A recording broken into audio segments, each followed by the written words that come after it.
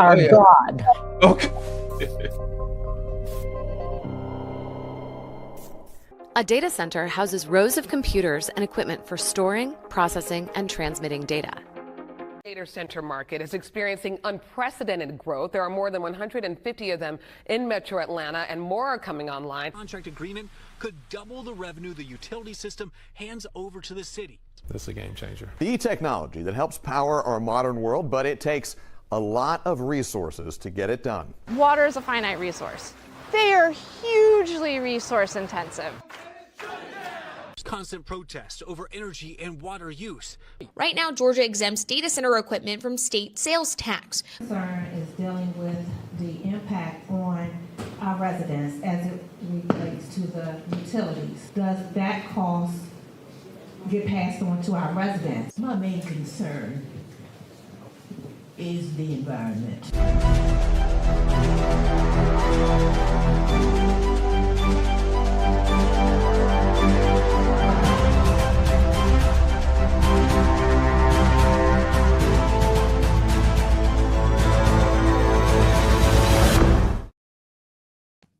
Hey guys, good afternoon. Glad to see you. This is Shawn Harris.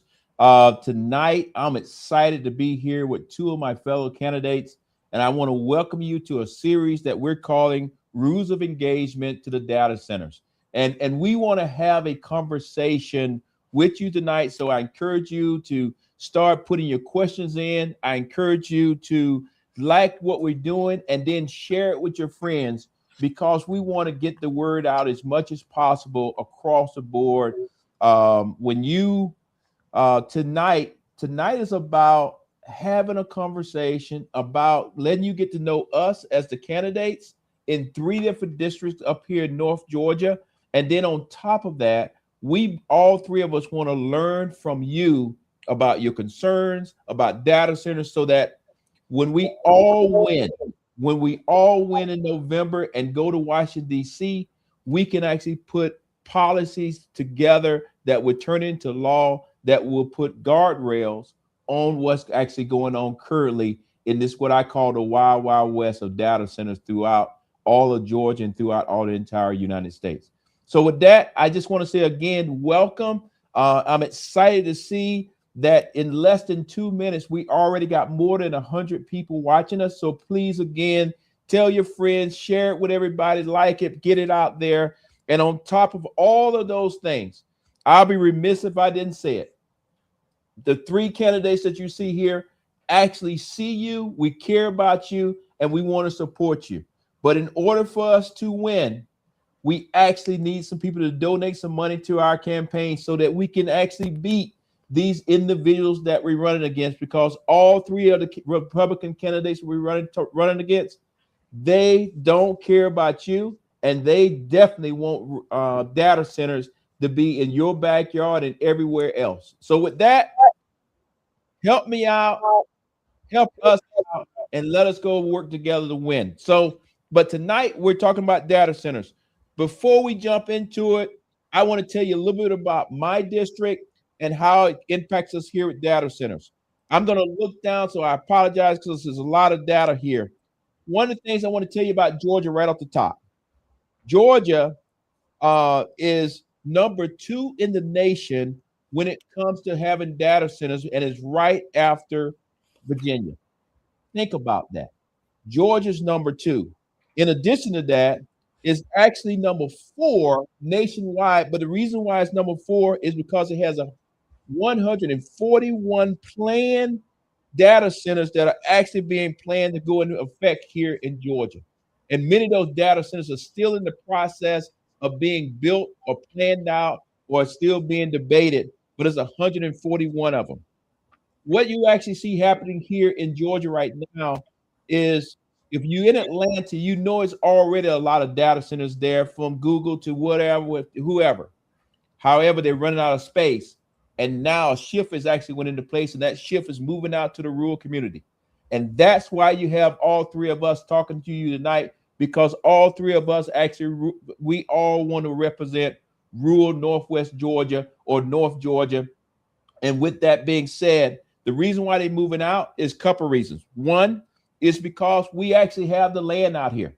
We actually have the resources out here, and we have the ability for them to get to the grid in a faster way. So with all of those things being said right now, is this: a shift is happening where it's moving out of Atlanta and is moving into every county throughout the great state of Georgia, but specifically up here in Northwest Georgia or North Georgia. I apologize for saying Northwest Georgia because that's my part of Georgia, and I say it a million times every day. But again, tonight is we're just talking about North Georgia. Now, let me tell you a couple things specifically about my district, Georgia 14. Georgia 14, we currently have 7 data centers in our district. That's in the pipeline. In addition to that, those data centers right now in Floyd County, Whitfield County, and Paulding County.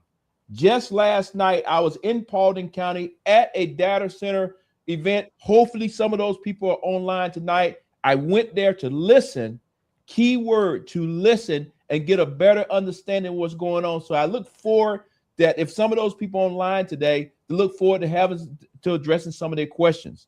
And then in closing, I think most of y'all guys know I live right here in Polk County, right here in Rockmart, Georgia.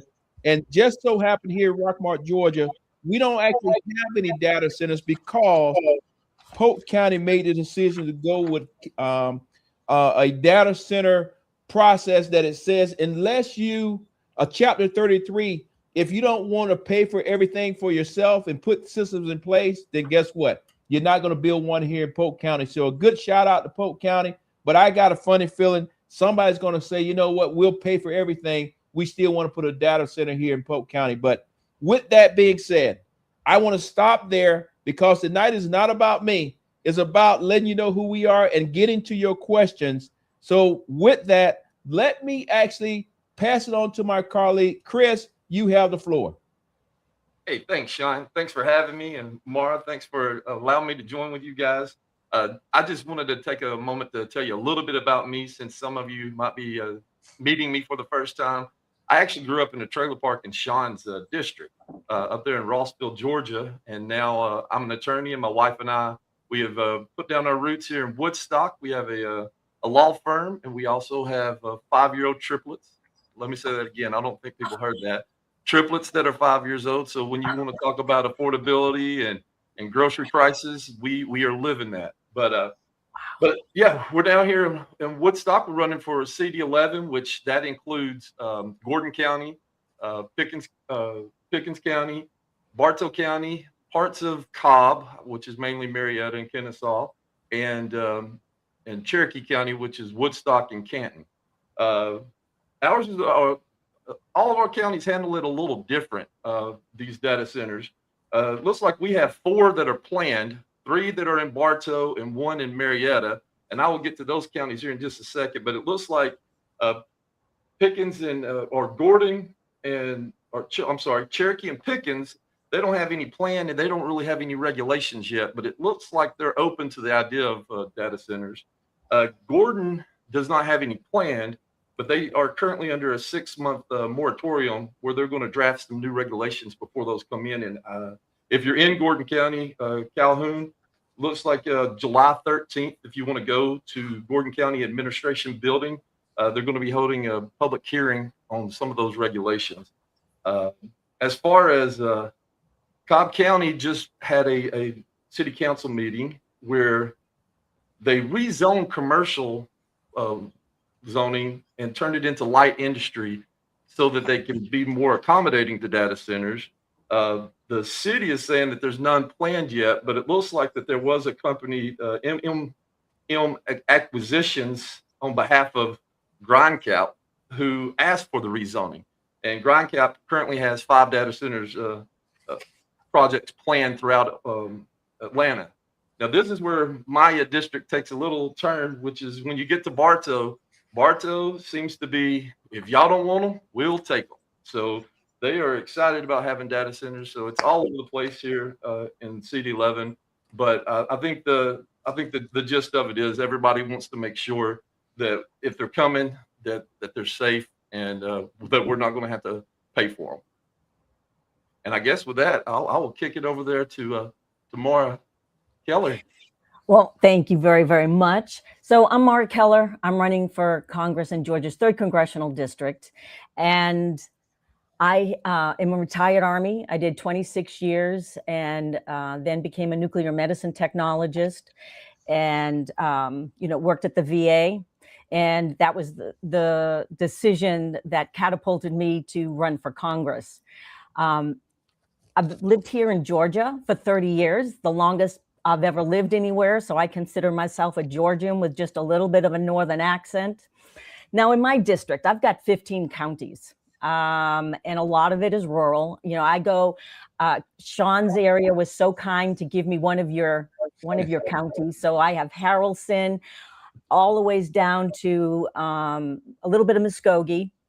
And then, we go all the ways to the right, which would be Upson, Pike, Meriwether, Spalding, Coweta, and Fayette. So out of my district, I think I win with the data center. And we have right now that is either in the works, planned, projected, is 31. And, when I ran in 24, this was not an issue. This was not when you're talking to people of the district, not one person said or talked about the data centers. But in January of 25, that is when it became an issue. And Coweta was the one about Project Sale. Project Sale, we're talking about 832 acres. And which is going to be like 2 times the size of Mall of Georgia. And where I live in Fayette, we have the QTS, and that pretty much was one of the big starts of it. Now they're on about 615 acres. But when we talk data center, we're not just talking about one building. And if anybody has seen the QTS building here, we're talking about 15 of those, which are huge. So the rural areas, like they were saying, is like the farmland is cheap. It already has access to power lines, water supply. And, from my standpoint and in talking to the people, we've been going to so many zoning meetings, commission meetings, city council meetings, and we're trying to have them listen to us. And it's interesting how we can walk away feeling defeated, but we hopefully in tonight's discussion, we'll be able to let people know what we can do from a federal level, but also what people can do in their communities. So if we have to have a data center, we're going to have a good steward that is brought into our community. So I'm going to then now turn this back to you, Sean. All right. It's good to be back. Hey, one of the first things I want to say is to say thank you to everybody that's chiming in. I also want to give a big shout out to Adam. Adam, I see you there. You over there on X. Appreciate all your help. Thank you for getting this thing out there to everybody. And then on top of that, before I start talking about myself again and get prepared to start asking some questions, I just want to let everybody know that we only been on now for 13 minutes and we already got 1,000 people actually watching us as we get started. So thank you for that. Please keep liking it, keep sharing it, because that in itself brings more people to this particular thing. And then on top of that, if you see there is a QR code at the top, put your phone up to it. Please give money to our campaigns. And when I say give money to our campaigns, whatever we raise tonight, we're going to split evenly across the board, because I believe that when I win and when Mara wins and when Chris wins and everybody else wins throughout this great state of Georgia, we need people in DC that's going to work together. We also need people that's going to be working with us down at the state level. And then we also going to need people that's working at the city and county level, so that when we actually putting these things together, as far as guardrails, somebody will actually listen to us and put the action into place. Because tonight's conversation is about what can we do at federal level. And right now, when we look at the federal level, and we'll play with this, Mara or Chris, anybody who actually has some additional ideas on it, just jump in. But at the federal level, right now, we only got one bill that's actually bipartisan, and that's up in the Senate, and that's called the GRID Act. At the end of the day, I'm not going to go way in the weeds. I just want to introduce it to let you know that please put that in the chat for me, team, somewhere for people can see it, the GRID Act, because I want you to take time today, call your representative, call your senator, call everybody and say, hey, you need to get in behind this because this one's bipartisan, and it's the only piece of legislation that's even roughly talking about data centers, whatnot. So I just want to put that out very early in this conversation so that when you get off tonight, and we will only hold you for 1 hour tonight. If you know anything about me after doing 40 years in the military, I know how to start on time, and I also know how to end on time. So I assure you tonight, we started at 6, and at 7 o'clock, we will go off and we'll let you go back to your families, let you relax. But at the end of the day, we look forward to your questions. Do any one of my other colleagues want to talk a little bit more about the bipartisan bill in any kind of way? Oh, the ones that I want to talk about are the ones that are in the House that do not have bipartisan buy-in. And we've got, I don't know if they can put it in also in the chat, which they can also contact their congressman. But some of them deal with the energy, some of them deal with the water, some of them deal, which to me, one of the most important ones is when we talk about the non-disclosure, the NDAA. When you show up at some of these commission or zoning meetings, once they sign an NDA, they can't tell you who it is, how big it's going to be, how much power, how much water they're going to use, what kind of water system. And so the community, you're automatically in the blind. And so you've got some smart people out there, and what they'll try to do is say, okay, they got this size of a plot, so we're going to assume this is the type of data center they could put there. And, you know, they all try to figure what it would be, but we've got one of these things is you got to be able to tell the people, if you're going to come into my community, we need to know who you are, what this is all about, so the people understand and they're not left in the dark. Excellent, 100%. And hey, how you doing all the way over there in Augusta, Georgia? We see you. And that is another one of our colleagues that is an outstanding candidate. You need to get in behind her over there. So again, as Democrats, we are working together before we even go to DC. And I think what you see here is no egos, no, I got you. We're not saying we have all the answers, but what we are saying is we want to listen, we want to get your questions, and we want to make sure that we put pen to paper before we even go to DC. So when we get to DC on the first day, raise our hand, we can actually start working that same day. We won't be up there like some other people been up there for 70 days and they just decide to write one letter. But we're not going to go down that road. So with that, I'm trying to see, do we have any questions? I see you, Dalton. And yes, please put into the chat where you watching us from, because we may have some people watching us all the way on the other side of the earth. You never can tell, because right now we have almost 1,300 people watching us as we speak. So again, thank you for that. Shawn, I was just going to add to go ahead, Chris. Those acts.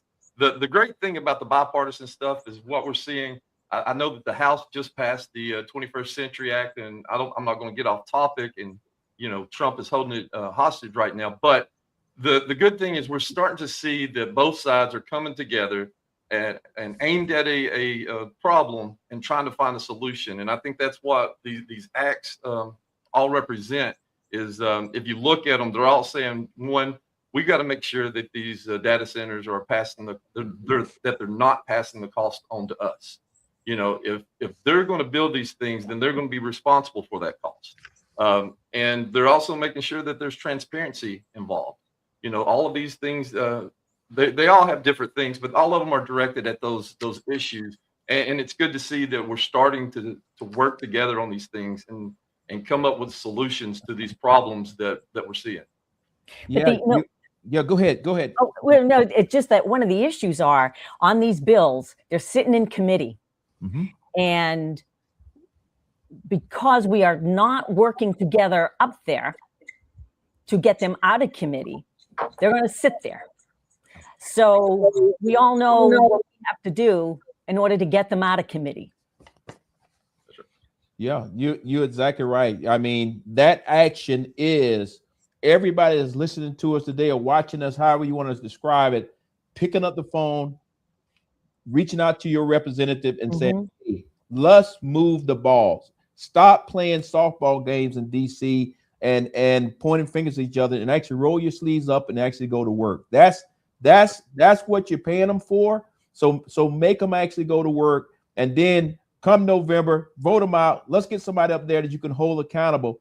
And the cool thing about what I'm talking about right now, and I'll get to this, I think we had a question here. Yep, I see it popping up. But as I'm talking about this, my other two colleagues, you're looking at for me, please. But what I want to say is this. When I look at data centers, I try to look at it through the lens of myself and Carla and our family. Would I want a data center next door to my farm? The answer to that clearly is hell no. No ifs, ands, buts about it. And we've been blessed enough that I probably got enough influence to probably get that data center pushed somewhere else. But the less fortunate of us, that's where that data center end up. It'll end up beside a school. It'll end up taking some farmer's place, or end up somewhere where the people don't actually have a voice. And that's what I want to make sure, that we are the voice to the voiceless, so that at the end of the day, data centers are going to be here. I mean, the reality of it is, and I know it's going to sound crazy, but if we didn't have data centers, we couldn't be on this thing that we're doing right now. Somewhere data centers pushing this out to right now almost 1,500 people watching us.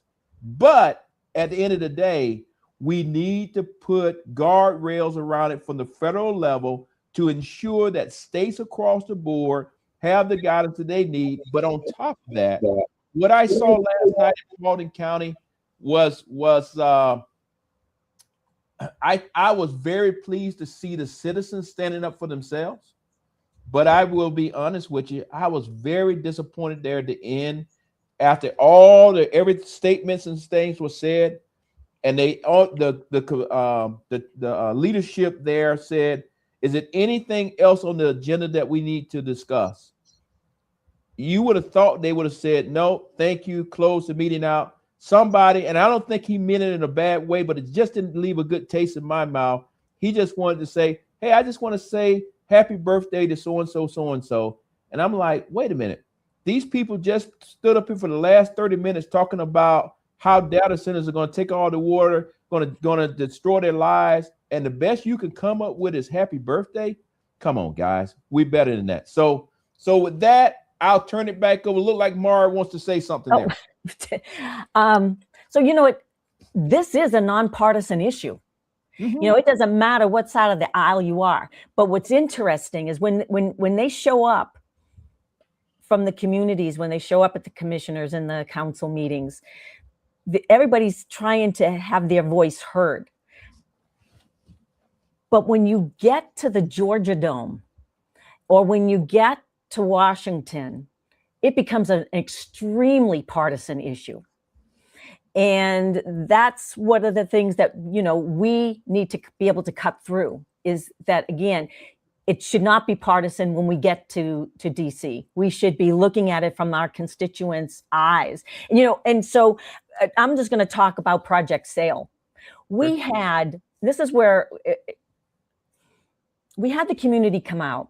And it might answer one of the questions that I saw earlier. Shelly, can you put that question back up, please? I think it was at Marketplace Max for accountability. So when you can write your ordinances, and you sit, and so community comes out and says, you know, how far they really want them to be, or maybe how tall you know, the decibels, or what would happen if it's too loud? What happens if the generators are causing issues for the environment or whatever? They should have them written in there.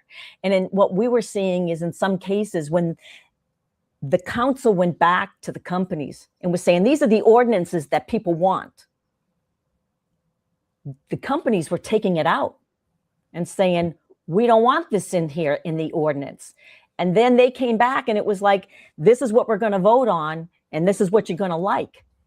And I thought how backwards that was. So that it was like the people's voice didn't matter. These companies were in charge. And to me, that was not right. So when Project Sale, you know, the vote was taken, and people were walking away defeated. It was, and a lot of people were crying. That was a sad day when people felt their voices were not heard.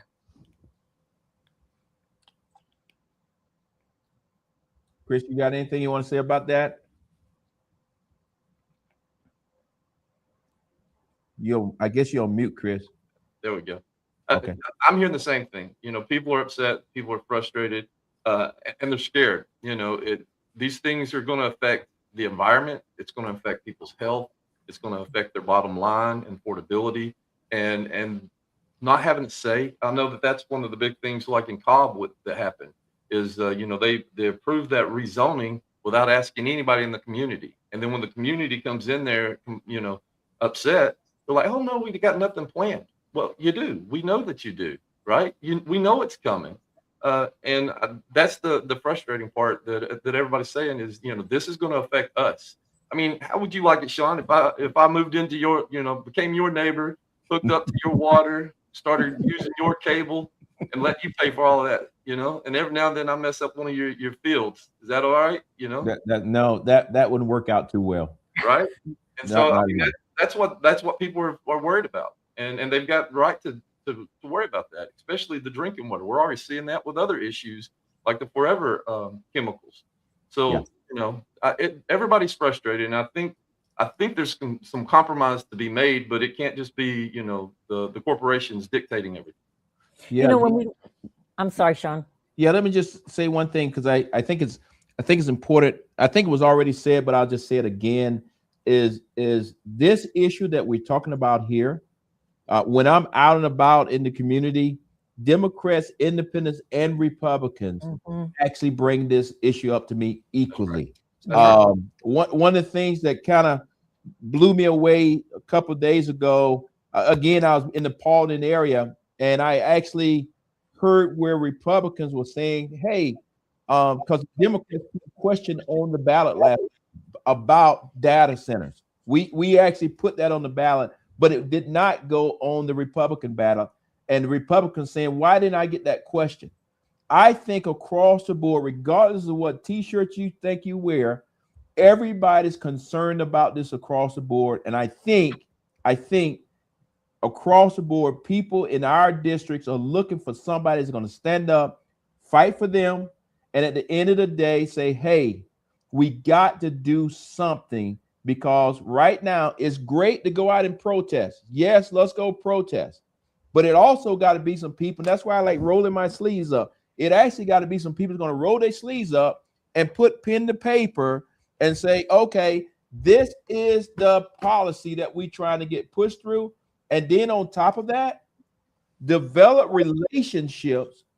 We don't have to believe in all the same stuff on any given subject, but to develop relationships that says, I don't care less if you're Democrat, Independent, or Republican. But we all agree that data centers need to get some control measures or guardrails. We can work together on something bipartisan and actually put some more things in place, because to be honest with you, I don't see the guys in DC right now with everything that's going on currently today. They got a bipartisan bill ready to be signed by the president that talks about housing.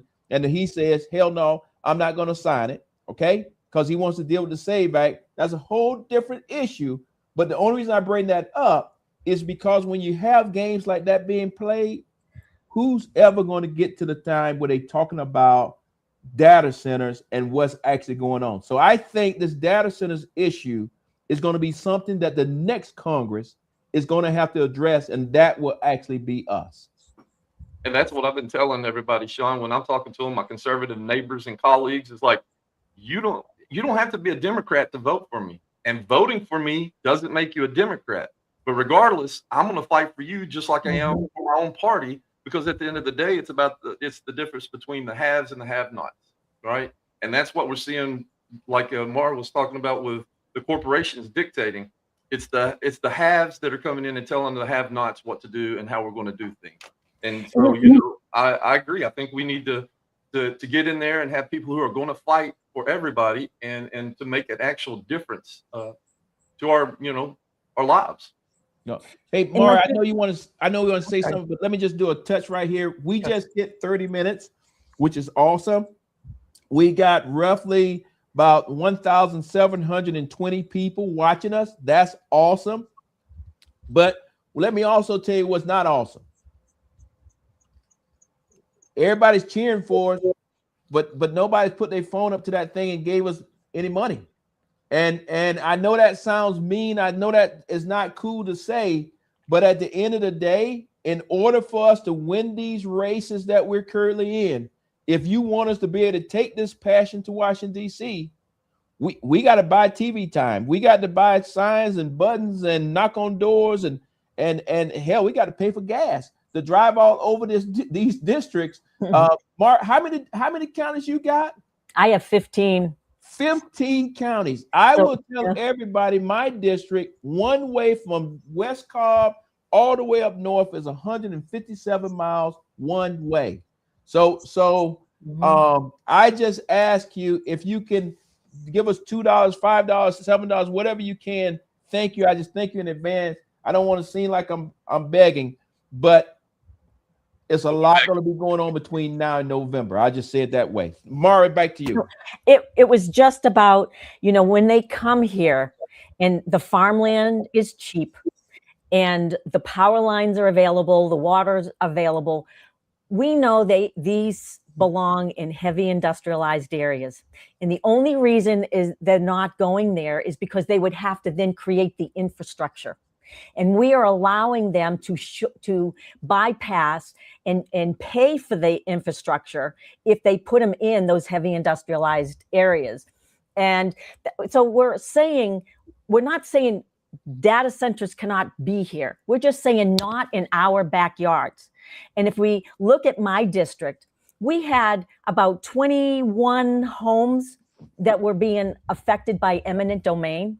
Mm-hmm. We also had, I think it was like over 300 parcels they were talking about that are going to be having these power lines. So that's, again, a type of easement, eminent domain on people's yards.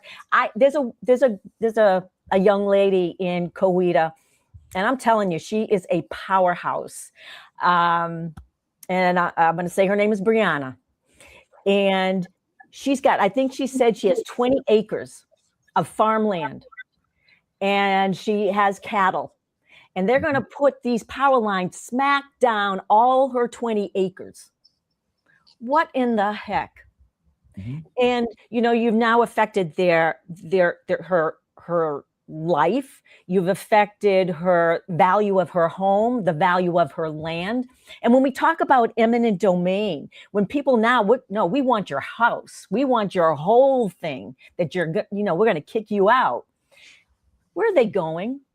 There's a lot of generational farms, there's generational homes. Some of these homes are paid. Their children are in, the schools. Where are they going? We already have a housing shortage here in my counties. So are they going to take up their whole families and now move someplace else? If they worked in the community, do they have to now live someplace else? I mean, what we've put on these people is, it's not right. Yeah, 100%. I saw over here and I know people see me looking over off to the side because I'm trying to read some of the comments and all those kind of things. And I'm not a professional at this. I'm just a guy that raised cattle for a living. But I saw a question there. Somebody was asking, that our candidate to be governor, or not our candidate to be governor, Keisha, when she becomes our governor, I think the question was talking about she's going to ask for a pause or something. I support a pause. I support it. What I'm talking about is after we get the pause, what pen to paper we got to do that when we come out of the pause, we actually got things in place that if you get a 30-day pause, a 60-day pause, or 8 months, or a year pause, I want to have this discussion with people and learn from people so that when we put pen to paper and come out of that pause, we actually got something concrete that we can move forward with and say, this is our plan when it comes to data centers. And that's why we actually call it rules of engagement. And that's why we're having this conversation. We're going to continue to have this conversation. Shelly, is it any more questions out there? And I'll let somebody else touch on it, but I just want to let people know that it won't be long. It will not be long. Please keep that up on the screen. It won't be long, and we'll have more than 2,000 people watching us. That is awesome, awesome, awesome. If you can put in the chat, if you from, I saw somebody said they from my hometown, Early County. Shout out to the Bobcats. But if you're from anywhere in Georgia, but if you're actually from New York, if you're from California, if you're from wherever, and Adam, again, I want to thank you. Push that thing out all over X. And let people know we're out here doing it, and ask them to help supporters and so that we can actually win these elections down here. So with that, I think it was you, Chris. Yeah, what I was going to touch on is another thing that's going to be important, and the reason why we need to get us three up in the House is Georgia Power just got a $22.4 billion loan from the Department of Energy to build a new power plant and transmission lines and upgrade, and it's going to be Congress's job to oversee that. Now, the last time they did that was the Vogel, and they overran the budget by $20 billion. So the way we're seeing them spend money on a reflecting pool, who knows what's going to happen if they're overseeing a $22 billion project, right? So, and this is all, and yet again, this is another thing that's bothersome, is because this is our taxpayer money going in to pay for the infrastructure for this, this industry. So it's one of those, but at least we have oversight. But at the same time, where's these corporations pitching in on this, right? Yeah, you're exactly right. I was talking to some friends the other day, and we were talking about data centers on the front end when they come to town. And everybody talks about how it's going to create so many jobs. And yes, it will create jobs for you to build a building, okay? For you to build a building. I'm not even 100% sure when they build these buildings, will that be local people building it? Or is it kind of like the guys that build stuff all over the United States, so that when they build it in California and they come to Georgia, they build the same building so that they know exactly how to do it. That's kind of what I want to get my hands around. I want to dig into that a little bit more and say, okay, when you're talking about jobs, who's actually getting these jobs and what kind of jobs are they on the front end? I know some places may take up to 6 to 7 years to build it, but then on the flip side of the coin, when you finish building it, and this is what I want everybody to help me on, when you finish building it, the jobs that you say is going to create on the back end, what systems do we have in place to ensure that the people in the rural community actually have the skill set to even compete to have the job? That is where I want to make sure, because we know data centers are not going away. They're not. But I want to make sure if they do come to our rural communities or anywhere in the state, but if they come to our rural communities, I want to make sure that we put systems in place that local people still can actually get a job there and get a livable wage. Because in my district, most people get up in the morning and they drive to Atlanta or they drive somewhere else to actually make their money. And I want to do everything I possibly can to ensure that they can just get up, drive 5 miles, go to work, and then have a livable wage and can go out and buy a house. So I just kind of want to put that out there. We got another question here. Hey, Shawn, can I answer Yes, go ahead. a couple of things that you said? So here's the thing. Once you are right, at least I can talk to some of my areas. People from out of state are coming in to build these. They may hire some local, but again, these are all temporary jobs, number one. At the back end, you're looking at maybe 30 or so people. You've got some security guards that'll be there. You have some people that might be, plumbers, electricians, but a lot of them, they travel around to the other data centers that are here in the area. Let me see, what was it? Oh, I know what it was. So earlier when I had mentioned about when we talk about data centers, it could be 8 buildings, it could be 15 buildings. 50 to 70% of them do not get built. If they say they're going to build 10, they don't build 10. And, and we're looking at a 5, in some cases, 8 or 10-year build. So then what happens? You didn't build it. So now what happens to the rest of that land? And on top of that, because the industry is constantly changing. Remember, we had the big computers, and now we've got them. We can put them in the palm of our hands. For the data centers that they're building, they could be done in two years. So now what happens? We need to make sure that there's some kind of decommissioning plan for those data centers that will be paid for by those companies and corporations. Because what are you going to do with this huge piece of whatever in the end? And the last piece is, when I talk to some of the builders, when I travel around and they're saying, we're going to pop up another one. And I ask the developers, who is coming in? They cannot tell me.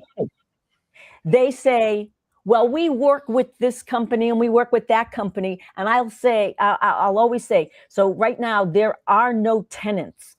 The bottom line is you will build it and they will come. That is the philosophy of that whole entire industry right now.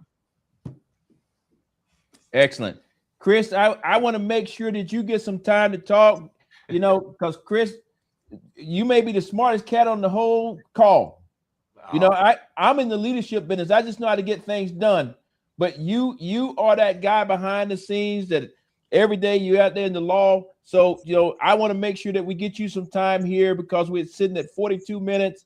We roughly got 2,000 people watching. So again, thank you for that. But Chris, you have the floor.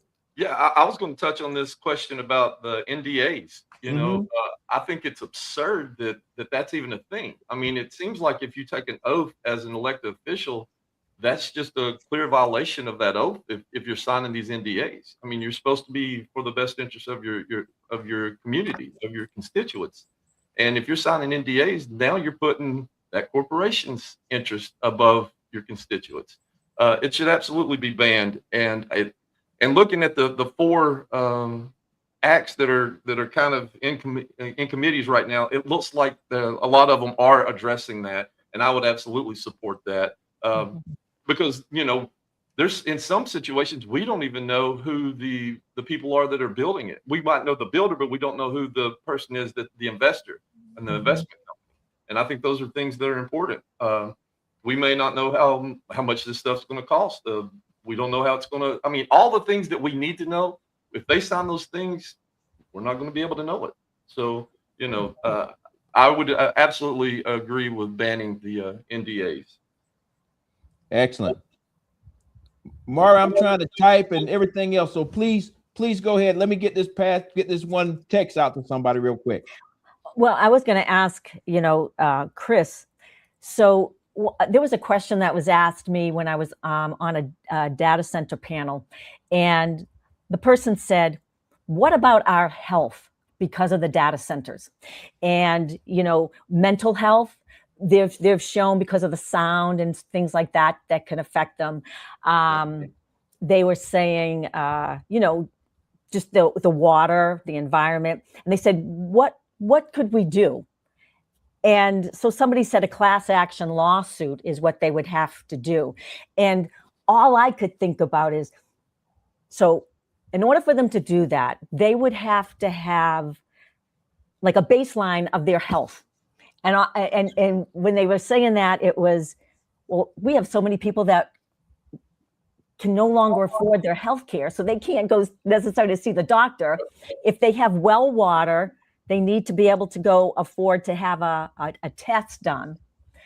But these companies, if you do a class action lawsuit, they will litigate you all day long. Mm-hmm. How long will that be? That's right. And all of this stuff is connected too, right? So you're touching on, again, we just had millions of people lose their health care. So how are they going to get treated if these things do cause health issues, which we know that they're probably going to do? And we've already seen what's going on in up in Shawn's area where the forever chemicals, where Georgia's like, well, you can't sue the companies that are doing it, right? So they're changing how personal injury and things like that are affecting, and they're messing with tort reform so they can get away with these kind of things. That's more on the state level, but it's still something. So now you don't have health care to go and get treated, and you don't have any remedy or action, because now the state has said, no, it's not an action. You can't sue the company for giving you this condition, right? So there's a lot that's going on here that is that, you know, they're going to need us to get in there and fight to get these things changed so they can have some type of remedy. I mean, at the very least, let's get them some health care. If we're not going to let them sue to pay for it, right? Yeah, and in Congress, that's what we would need. We would need to have some kind of committee, a health committee, whether it be in the Health and Human Services, to be able to start tracking these people. Because Shawn, think about what came to mind was our military folks. Remember, when we get deployed, you're healthy when you go. When you come back, you may have some issues, but you may not have issues for 5 or 10 years down the line. Maybe 15. And then our government will deny and say, well, your deployment did not cause that. Agent Orange did not cause that. Burn pits did not cause that. I'm afraid people that are getting could be affected by the data centers. How long will it be before our government or these corporations will say, yes, indeed, the data centers, whatever, caused your issue? Yeah, I would tell you, you know, as I think about data centers, I was out on the farm today, and one of the things that hit me was trying to think or look through the lens of a farmer. And you know, I'm in the cattle business, but my family also do row crops like everybody else here in Georgia: peanuts, soybeans, cotton, you name it. And many farmers actually irrigate their crops. So you see where you're going down the road, and there's a system that's spraying water out. My concern is if I don't have any guidelines out there or guide rails out there, then if we get into a drought that we was just in the other day, we went from having a drought to having too much rain. But if we get into a drought, who has the priority on the water? Is it the data centers or is it the farmers?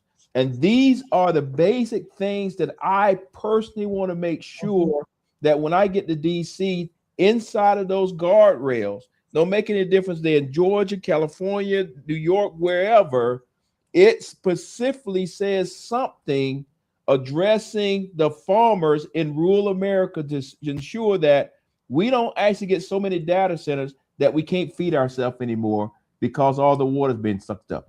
I don't know that for a fact or not, but just as Shawn, the everyday person, because if I don't have water on this farm, I can't raise cattle. And if somebody's in the row crop business, if you can't have water on your peanuts, soybeans, and all those things, then you can't produce a crop. So I think as leaders that are headed to DC, these are the type things that we need to put into something at a very strategic level, that when it comes down to the state, they can say, okay, this makes sense. And how do we put a little bit more meat on the bone? I see that we still got questions coming in. Please share them with us. Right now, we got more than 2,000 people watching us. I want to also encourage you again to donate to us if you can. And then on top of that, any question that we don't get to tonight, when we come back, probably in about 3-4 weeks, we'll get that put out there to everybody. But when we come back, we will then make sure that the questions that you had for us, we'll address them right off the top, so that if we missed it, because I want to make sure that we respect your time tonight. And I personally like getting in, getting out, so you can go back and spend some time with your family, and you're not just overburdened with all this political stuff. Sometimes you just need to just step away from it, breathe, and it's going to be okay. Shelly, can you put that question up one more time? I was talking, I didn't get a chance to actually look at it.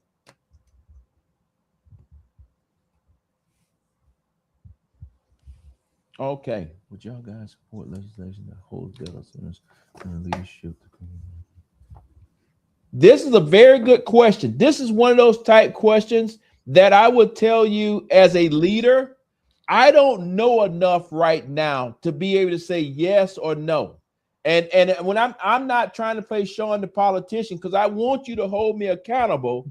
But as a leader that spent 40 years in the military, I know before I can get to an answer on something, I need information. I need information. And part of that information is going to be from outstanding people that are on this line with us right now. But also, I will sit down with other lawyers out there and say, hey, tell me, what does the law say?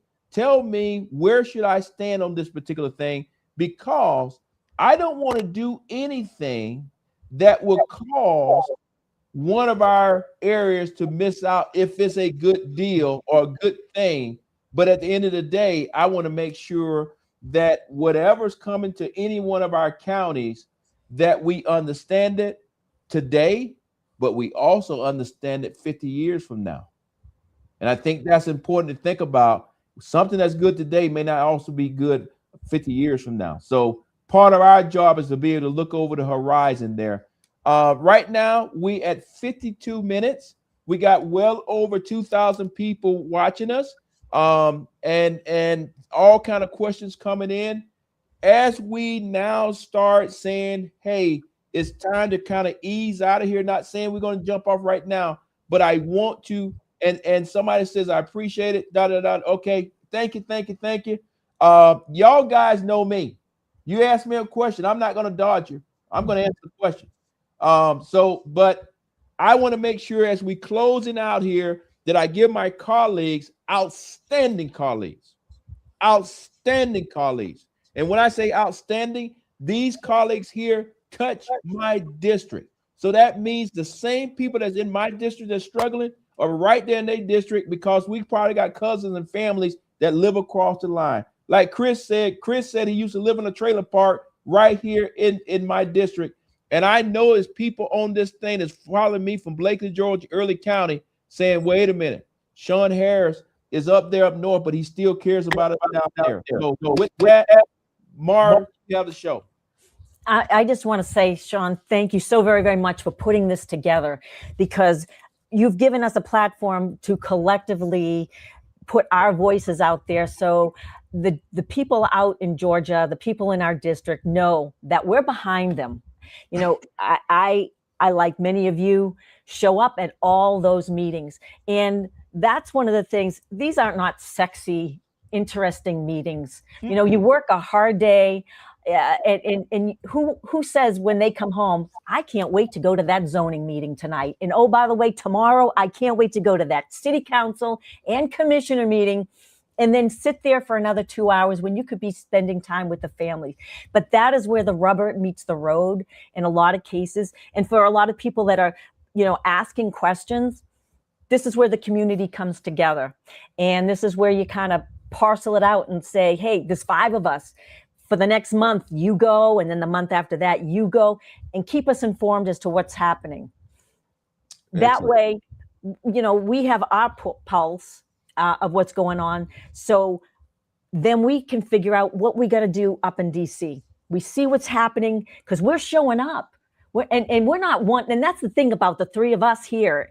And I know Soretta is out there. We're Yeah. not one and done people.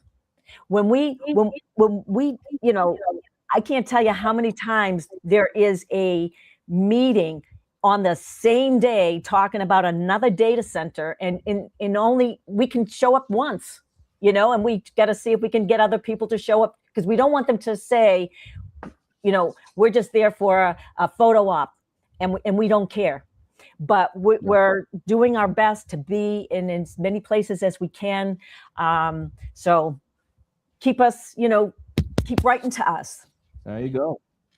Chris, what do you want to tell the people before we get off? Thanks, Shawn. Well, thanks for having me, Bud, and Miss Keller. Thank you for allowing me to join as well. I look forward to doing this in the future. You know, I wanted to touch on that. There was that question about criminal and civil liability. You know, I don't do criminal law because, you know, well, one, when it was a misdemeanor, anytime that there is the penalty is a fine, it only affects poor people. So when you give these corporations the opportunity to do a cost benefit analysis as to, will we just pay the pay the fine, pay the penalty, as opposed to just stopping the thing? And then the other side of that is we're going to need a different DOJ or in the office to actually hold them accountable, because right now they're going after political opponents and not, you know, keeping anybody accountable. And that's kind of why I've got into this thing. You know, I am a kid from a trailer park who made good. I'm a defense attorney. You know, I believe that, you know, the American dream, the opportunities that came is how I got here. And I'm worried that those dreams and those opportunities are not going to be there for future generations. You know, my kids are just now starting their public school education journey. And I'm worried, you know, they're cutting the Department of Education, and they're starting to cut back on, you know, just go away with public education altogether. And I wouldn't be here without public education. And so, you know, I'm fighting to keep that American dream alive for future generations. And, you know, I think, Shawn, you touched on it so many times. You know, we will go in there and we're all three going to fight. We're definitely going to need your help. You know, Yep, you have the money, you can afford it. I know we're sitting here saying, you know, times are tight, give us some money, but times are tight. And the reason is because you don't have people like us in the office yet. And we need to get there so we can fight for you. But there's other ways that you can help out. If you're local, you know, we all need volunteers to help us canvas and, you know, phone bank, all kinds of stuff.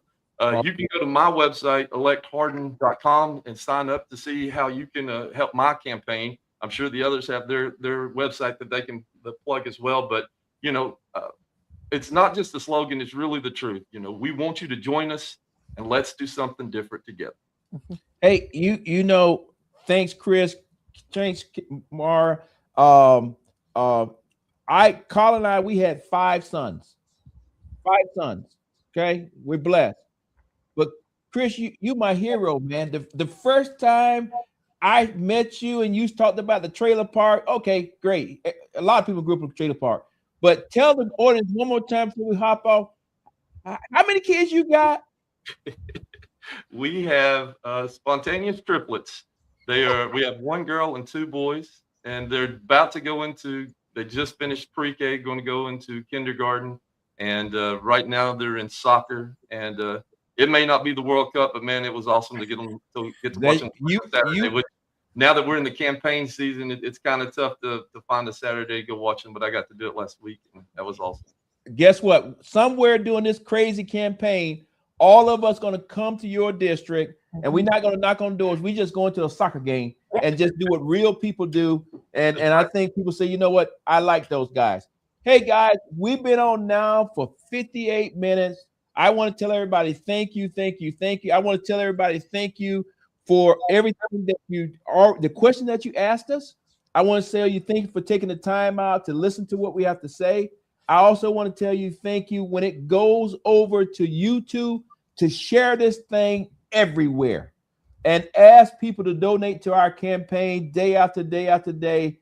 I just want to tell you, as far as when I sit up here in Northwest Georgia, I think we got some great things happening. We got some great candidates, and we need to make sure that we support everybody all the way from the top, from John Ossoff, all the way to whoever's running for dog collector in somebody's little small town.